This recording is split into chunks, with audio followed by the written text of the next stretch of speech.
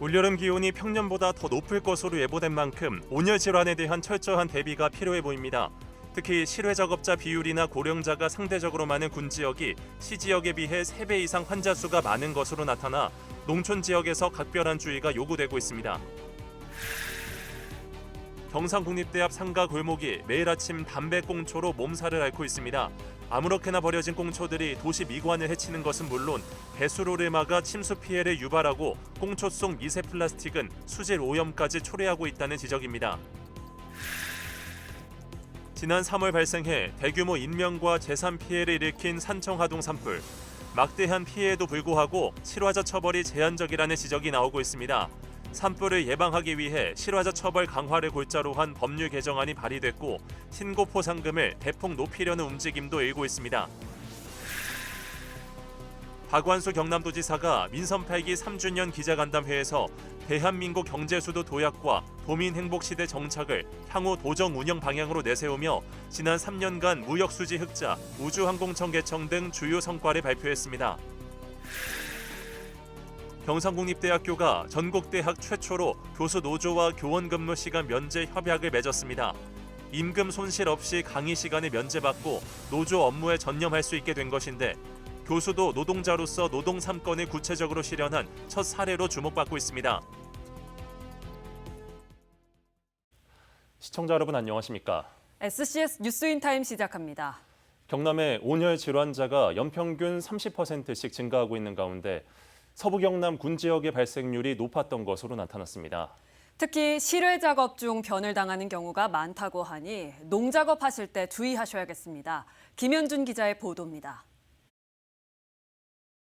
소방대원들이 식염수와 물 등 온열 질환 대응 장비를 점검하고 있습니다. 올여름 기온 상승과 폭염 일수 증가가 예상되자 최근 경남 소방이 운영을 시작한 119 폭염 구급대입니다. 오는 9월까지 구급차와 펌뷸런스 등 220여 대를 활용해 온열 질환에 대응할 방침입니다. 경남 소방에 따르면 최근 5년간 경남의 온열 질환자는 한 해 평균 30%씩 꾸준히 증가했습니다. 여름철 평균 기온이 역대 최고를 기록한 지난해에는 전국에서 가장 많은 6명의 사망자가 발생하기도 했습니다. 특히 농촌 지역의 발생률이 높았습니다. 군 지역의 인구 10만 명당 온열 질환자 발생률은 시 지역보다 3배 넘게 높았는데 상위 지역 대부분이 서부 경남에 집중됐습니다. 농업 비중이 큰 군 지역 특성상 실외 작업 중 변을 당한 것으로 추정됩니다. 실제 최근 5년간 경남 온열 질환자의 연령을 봤을 때 70대 고령자와 40에서 60대 실외 작업자의 비율이 컸고 올해도 경남에서는 온열 질환자가 현재까지 13명이 발생한 가운데 9명이 실외였습니다. 기상청에 따르면 한반도 부근의 고기압성 순환 강화로 올여름 경남의 기온은 평년보다 높을 것으로 예보된 상황. 실외 작업 시 더운 시간을 피하고 물을 자주 마시는 등 건강 상태를 수시로 점검해야 합니다. 고온에서 작업하실 때는 휴식을 충분히 취하셔야 되고, 그다음에 또 햇빛에 많이 노출될 수도 있으니까 좀 햇빛을 가릴 수 있는 그늘에서 작업하시는 게 좋고요. 특히 비닐하우스는 열기가 그대로 갇힐 수 있어 실외만큼 주의해야 합니다. 온열 질환자를 발견할 경우 환자를 시원한 곳으로 옮기고 선풍기 등으로 체온을 내리는 것이 좋습니다. 의식이 없다면 질식 위험이 있으므로 음료수를 억지로 먹이면 안 됩니다. SCS 김현준입니다. 29일 오후 2시 35분쯤 진주시 명성면 한 밭에서 60대 여성이 쓰러진 채 발견됐습니다. 신고를 받고 출동한 소방이 심정지 상태의 여성을 병원으로 이송했지만 끝내 숨졌습니다. 경찰은 여성이 열사병으로 사망한 것으로 추정하고 정확한 사망 원인을 조사 중입니다.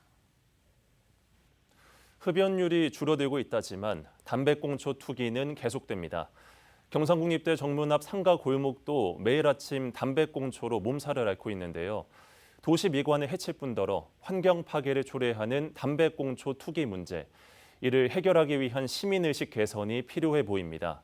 김순종 기자가 다녀왔습니다. 곳곳에 쌓여있는 담배꽁초. 경상국립대 앞 상가 골목의 모습입니다. 담배꽁초 투기는 관련법에 따라 10만 원 이하의 과태료가 부과되는 경범죄이지만 좀처럼 멈춰지지 않습니다. 주말이 지난 월요일이면 경상국립대앞 거리는 담배꽁초로 수북합니다. 담배 필터에는 10,000개가 넘는 미세 플라스틱이 있어 환경 파괴의 주범이 되기도 합니다. 아침 운동에 나선 인근 주민은 쌓여있는 담배꽁초와 쓰레기에 불쾌감을 토로합니다. 아침마다 일주일에 한 4회 이상은 운동을 꼭 나오는데 그때마다 담배꽁초는 뭐 어느 모퉁이에 가도 다 쌓여 있는 것 같아요. 그래서 사실 이 지역에 거주하는 사람으로서 좀 보기에도 불편하고 사실 냄새도 많이 나고 강아지 키우는데 강아지 산책할 때도 사실 많이 불편하고. 담배꽁초는 도시의 미관을 해칠 뿐만 아니라 도심 침수와 환경 파괴의 주범이 되기도 합니다. 담배꽁초로 막힌 배수로는 침수의 원인을 제공하며 1만여 개가 넘는 미세 플라스틱이 함유된 담배 필터는 해양 오염은 물론 해산물의 플라스틱 함유량을 높입니다. 그럼에도 매번 반복되는 담배꽁초 투기에 이를 처리하는 미화원도 힘들기는 매한가지입니다. 월요 뭐 되면은 솔직히 좀 담배꽁초 때문에 좀 힘들긴 힘듭니다. 보통 여기 정문 앞에만 해도 요 쓰레기 우리 저희 종량제 봉투로 따지면은 월요일 같은 경우에는 뭐 한 10개, 10개 정도는 12개 정도는 나온다 보시면 됩니다. 흡연율이 줄어들고 있다지만 끊이지 않는 담배꽁초 투기. 이를 막을 제도적 대안만큼이나 시민의식 개선이 시급한 실정입니다. SCS 김순종입니다. 경남 산청과 하동을 덮친 초대형 산불. 그 원인이 예초기 작업 중 튄 불씨로 드러났습니다. 막심한 피해를 낸 참사였지만 실화자에 대한 처벌은 징역 3년 이하에 그칩니다. 산불을 막기 위해 처벌을 더 무겁게 해야 한다는 주장과 함께 신고 포상 제도를 강화하자는 목소리도 나오고 있습니다. 보도에 강철웅 기자입니다. 지난 3월 3,300여 헥타르의 산림을 태우고 14명의 사상자를 낸 산청 하동 산불. 원인은 예초기 작업 중 튄 불티로 경찰은 지난 16일 당시 작업을 한 70대 농장주를 산림보호법 위반 혐의로 불구속 송치했습니다. 이와 함께 배상 책임과 구상권 청구 등 법적 절차도 뒤따를 전망입니다. 이러한 실화의 경우에도 현행산림보호법 제53조에 따라 3년 이하의 징역 또는 3천만 원 이하의 벌금이 가능하지만 막대한 피해 규모에 비해 처벌이 약하다는 지적과 함께 실화자에 대한 처벌을 강화해야 한다는 주장도 제기되고 있습니다. 최근 국민의힘 서천호 의원은 실화에 의한 산불은 최대 징역 5년, 고의 방화는 징역 7년 이상으로 강화하는 산림재난방지법 개정안을 대표 발의했습니다. 실화 방화 뭐 이런 부분에 대해서 처벌안이 있습니다. 이 내용을 조금 이제 강화한 내용들입니다. 이 벌칙이나 과태료를 강화하는 데 초점이 있는 것이 아니라 사실상은 실화나 부주의한 그 피해가 너무나 막대하기 때문에 뭐 전체적으로 우리 국민 전체가 한번 경각심을 가지자는 취지로 법을 발의하게 된 배경이 있습니다. 하지만 처벌 강화만으로는 예방 효과가 제한적이라는 의견도 나옵니다. 국회 입법조사처에 따르면 최근 3년간 발생한 산불 원인을 분석한 결과 입산자 실화가 31.3%, 예초기 등 기타 원인은 28%로 실화와 같은 부주의가 주 원인인 산불의 특성상 강한 처벌만으로 예방 효과를 기대하긴 어렵다고 주장합니다. 국회 입법조사처는 그 대안으로 신속한 초동 대응을 유도할 수 있는 신고 포상 제도를 강화해야 한다고 말합니다. 지금 현행 법령에 따르면 산불 신고 포상에 따른 지급 한도가 겨우 300만 원입니다. 다른 신고 포상 제도에 비해서 너무나 약합니다. 지금 이 300만 원에 제한되어 있는 포상 제도는 대단히 미흡하다라고 생각합니다. 실제로 공익신고는 최대 5억 원, 탈세 제보는 최대 40억 원까지 지급되지만 산불 신고 포상금은 여전히 300만 원에 묶여 있습니다. 지난해 제정된 산림재난방지법에서는 신고 포상금 기준을 새로 마련할 수 있도록 했지만 구체적인 세부 지침은 아직 마련되지 않았습니다. 무거운 처벌로 경각심을 높일 것인지 적극적인 신고 체계를 만들어 실효성을 높일 것인지 대형 산불의 피해를 되풀이하지 않기 위한 현실적 접근이 필요합니다. SCS 강철웅입니다. 조교의 진주시장을 단장으로 하는 진주시 대표단이 독일에서 글로벌 마케팅을 이어가고 있습니다. 대표단은 현지 시간으로 26일 오전 독일 노르트라인 베스트팔렌 조의회를 방문해 문화부 정책대변인인 이본 게바우어 의원을 만났습니다. 대표단은 이 자리에서 진주의 우수한 문화예술 자원과 진주 K기업가 정신을 소개하며 다양한 분야에서의 교류 방안에 대해 의견을 나눴습니다. 오후에는 도르트문트에 위치한 세계적 기업 윌로펌프 본사를 방문해 진주의 기계 부품 관련 중소기업과의 협력 방안을 논의했습니다. 독일을 방문 중인 진주시 대표단이 도르트문트시와 문화예술 교류를 위한 협약을 맺었습니다. 대표단은 현지 시간으로 27일 도르트문트 시청을 방문해 바바라 브룬징 도르트문트 부시장과 민간단체 대표들을 만나 문화예술 분야 교류를 위한 협력 방안을 논의했습니다. 특히 대표단은 진주시, 도르트문트시, 도르트문트 합창연합회 등과 문화예술 교류 협력을 위한 협약을 체결했습니다. 협약서에는 국제 문화 교류를 위한 공동 노력, 청소년 문화 교류를 위한 지원 프로그램 추진, 청소년 특화 교육 및 콘텐츠 개발, 공연 예술 음악 행사를 통한 문화 교류 플랫폼 구축 등이 담겼습니다. 삼청군이 7월 1일자로 2025년 하반기 정기 인사를 단행했습니다. 먼저 정명희 지방행정사무관이 산림녹지과장에, 여은경 지방행정사무관은 지역발전과장에 각각 보임됐고, 오미경 지방사회복지주사와 고현숙 지방행정주사가 복지민원부서 과장 직무대리에 임명됐습니다. 여기에 더해 지방사무관급 이상 15명을 포함해 총 97명이 7월 1일자로 승진합니다. 같은 날 하반기 정기 인사에 따라 566명의 공무원이 보직을 옮길 예정입니다. 함양군이 7월 1일자로 하반기 정기 인사를 단행했습니다. 먼저 차은탁 지방행정사무관과 박종필 지방시설사무관이 4급으로 승진해 각각 경제복지국장과 안전건설국장으로 자리를 옮겼습니다. 또 김경환 지방행정주사 등 5명이 5급 승진 의결됐습니다. 이번 인사로 24명이 승진, 100명이 전보 발령되는 등 모두 180명에 대한 인사가 이뤄졌습니다. 이번 인사와 관련해 보다 자세한 내용은 서경방송 홈페이지 게시판으로 확인할 수 있습니다.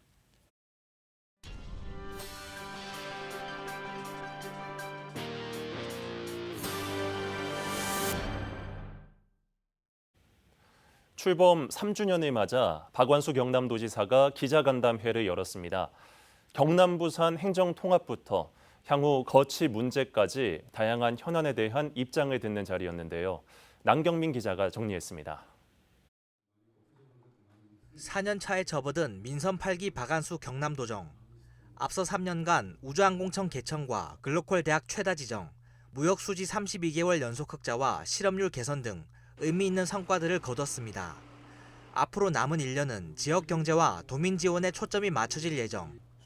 경남도는 서부경남 경제자유구역청 설립과 산하연관 우주항공 클러스터 구축, 도민연금 도입과 소상공인 맞춤 지원 확대 등을 추진하겠다고 도정 운영 방향을 설명했습니다.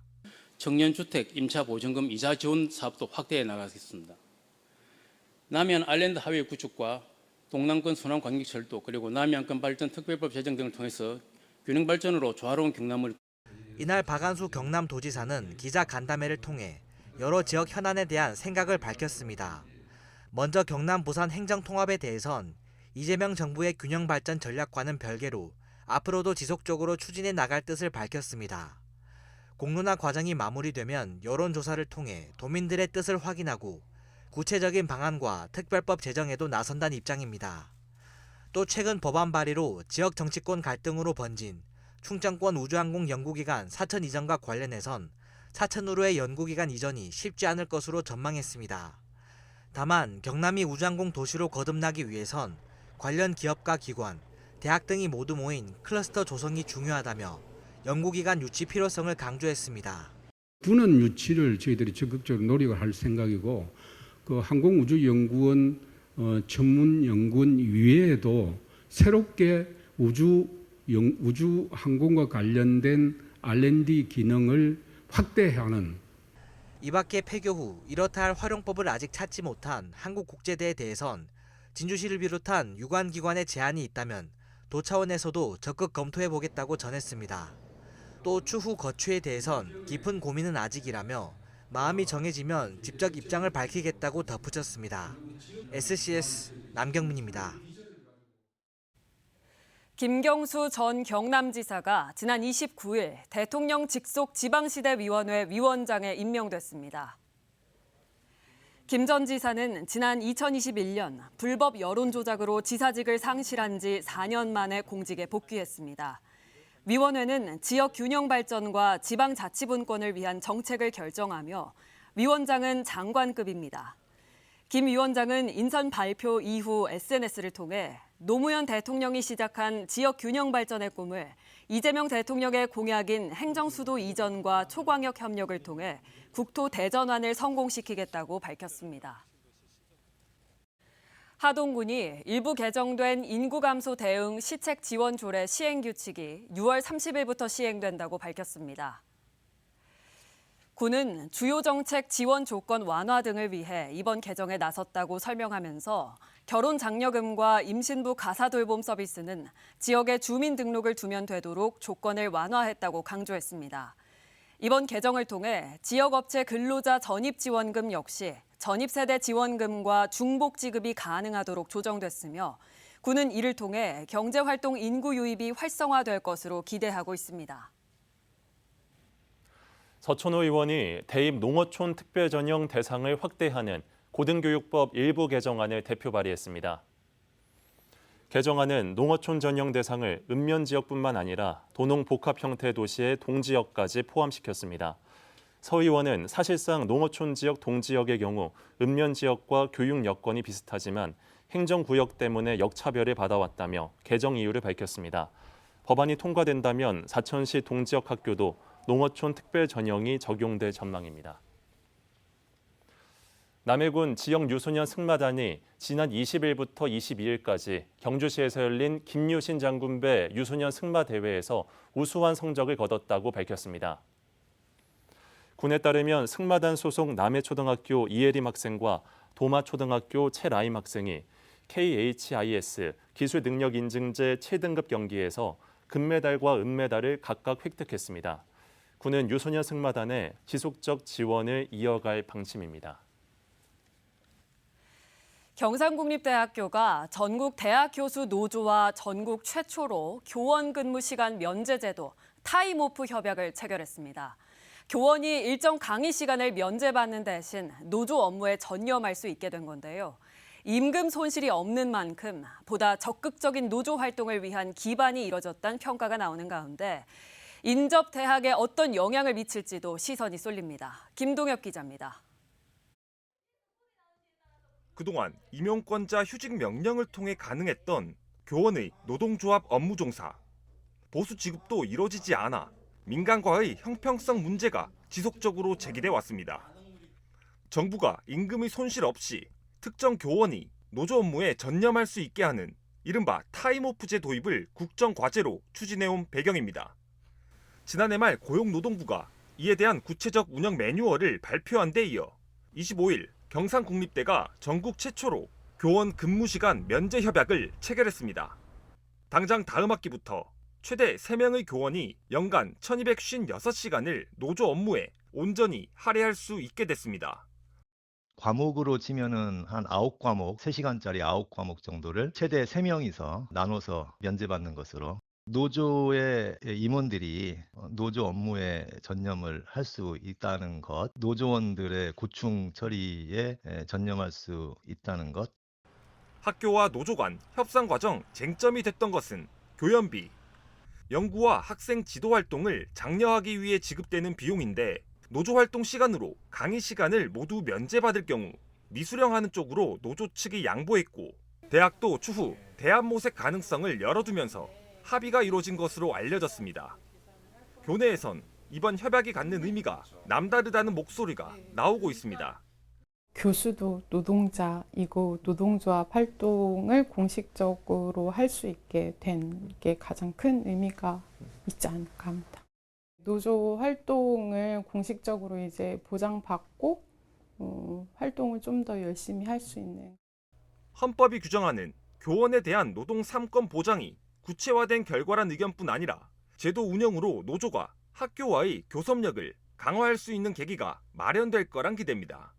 노동조합에 대한 인정을 하느냐의 부분도 여러 가지 징표가 있는데 노조 활동을 하는 것에 대해서 노동시간을 인정을 해주는 거잖아요. 이런 것들은 이제 다른 학교들도 전파가 돼야 된다고 생각을 합니다. 노동상권에 대한 약간 내실화하는 시켜주는 그런 측면으로 볼 수 있을 것 같습니다.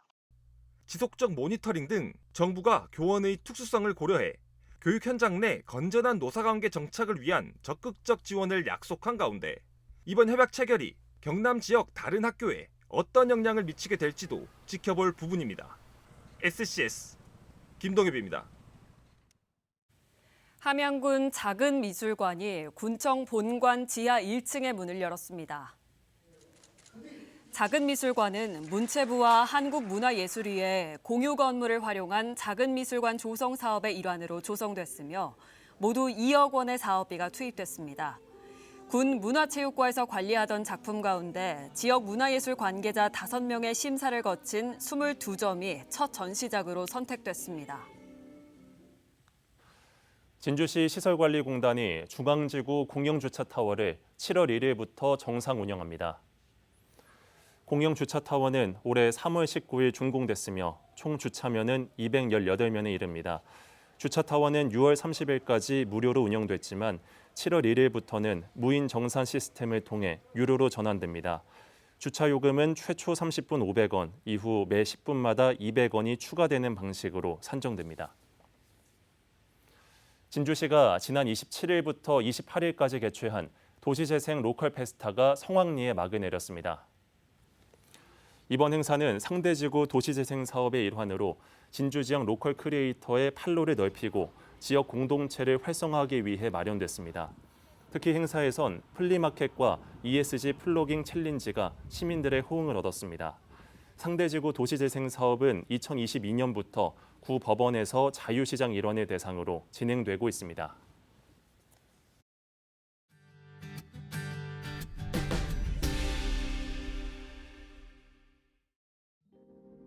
당신의 마음에 양식이 되는 독서. 우리 동네 책방에 담긴 정보들을 하나씩 살펴볼까요? 추천 도서를 소개해주는 동네 책방입니다. 하동의 작은 서점, 이런 책방에서 책방 문을 열고 사람을 만나고 책 이야기를 나누고 삶을 나누는 과정과 닮은 사람들과 공간에 대한 이야기를 담은 2권의 책을 추천했는데요.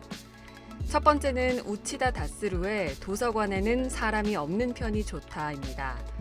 이 책에서 저자는 서문에서부터 책을 사는 사람과 책을 읽는 사람을 구분하며 자신이 관심 있는 쪽은 단연 책을 읽는 사람이라고 말합니다.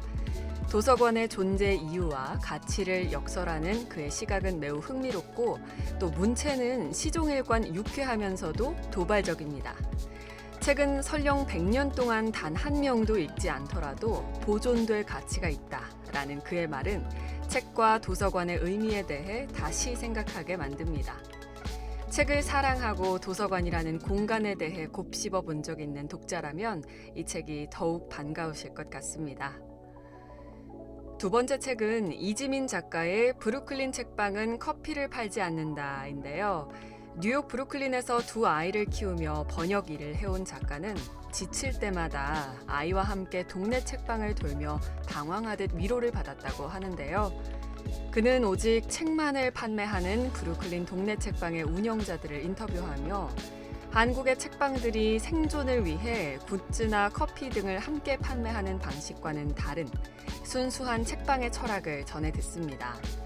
11곳의 책방을 둘러보며 작가는 동네 책방은 단순한 가게가 아니라 책과 사람, 또 사람과 사람을 이어주는 살아있는 공동체라는 걸 깨닫습니다. 결국 동네 책방은 그 동네 사람들이 스스로 만들어가고 지켜나가는 공간이라는 거죠. 하동군 악양면의 조용한 시골 마을에 자리한 이런 책방도 브루클린의 어느 책방처럼 동네 사람들이 함께 만들어가며 본래 자리를 오래도록 지킬 수 있길 바라보겠습니다. 지금까지 동네 책방과 함께 하셨습니다.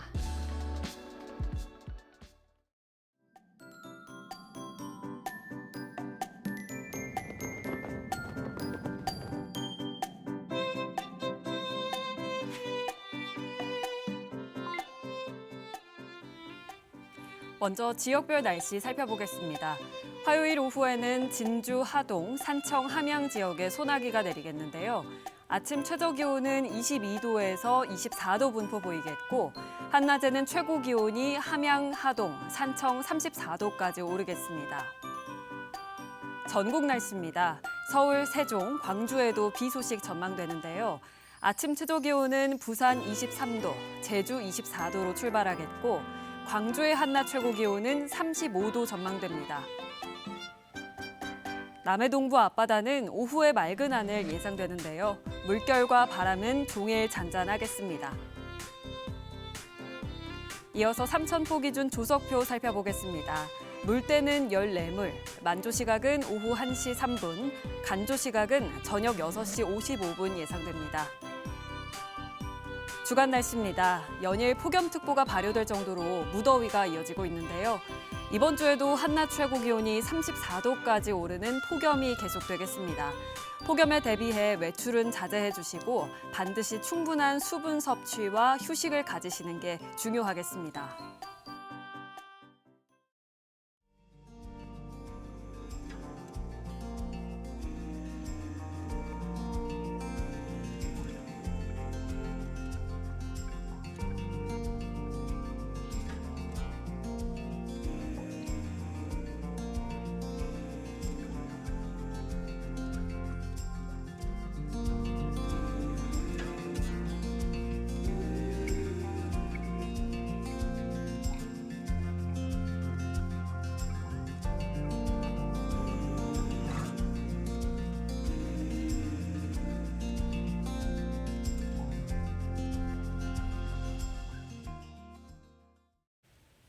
저희가 준비한 소식은 여기까지입니다. 시청해주신 여러분 고맙습니다.